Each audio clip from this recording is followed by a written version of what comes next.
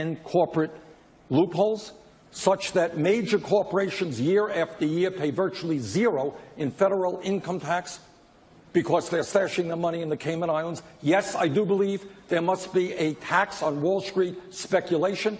So we pay for this by demanding that the wealthiest people and the largest corporations who have gotten away with murder for years start paying their fair share. We haven't come up with an exact number yet, but it will not be as high as the number under Dwight D. Eisenhower, which was 90%. But it will be. I'm not that much of a socialist compared to Eisenhower.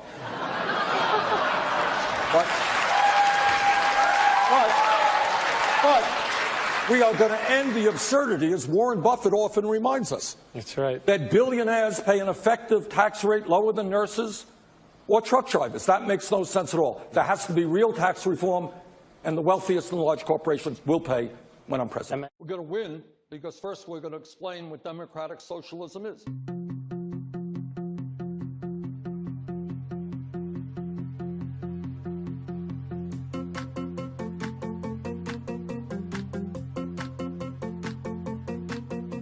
Well, I don't know if that it means anything different than democratic values in the sense of fair opportunity for all. We are already a socialist country. I have Social Security. You have Social Security.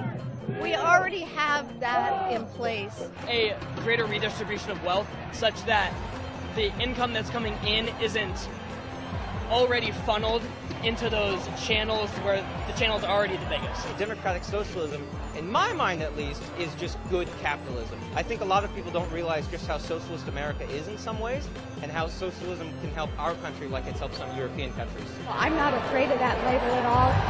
I think a lot of it actually defines who we are as Democrats. Social Security, Medicare, Voting Rights Act, all of those things have been out there specifically to look after the weakest Americans. That's all democratic socialism is, and anyone who tells you that they're not a democratic socialist doesn't understand what that really means. We ask you to join us in observing a moment of silence.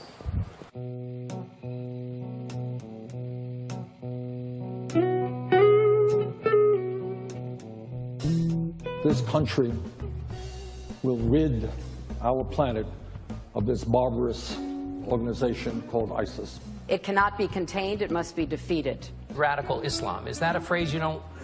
I think that you can talk about Islamists who clearly are also jihadists. I was in Burlington, Iowa, and a mom of a service member of ours who served 2 duties in Iraq said, "Governor O'Malley, please don't use the term boots on the ground.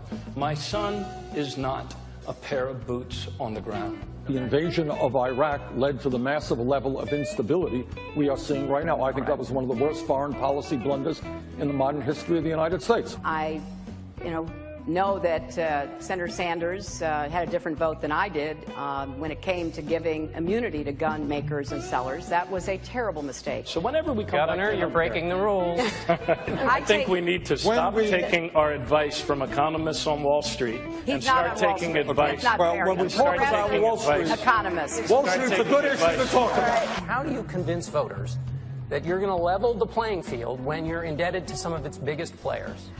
Well, I think it's pretty clear that they know that I will. So what'd you think of her answer? Not good enough. Why do they make millions of dollars of campaign contributions? They expect to get something. Everybody knows that. I represented New York on 9/11. When we were attacked, where were we attacked? We were attacked in downtown Manhattan, where Wall Street is. I did spend a whole lot of time and effort helping them rebuild. That was good for New York. It was good for the economy. I'm not that much of a socialist compared to Eisenhower. I was sick and tired of Hillary Clinton's email. I am still sick and tired of Hillary Clinton's email. I think the president is trying to do the right thing. And what he's trying to do is put together a coalition of the Western democracies along with the Muslim nations to destroy ISIS while at the same time making sure that we're not involved in a perpetual war in the Middle East. My own view is that the major issue that we have right now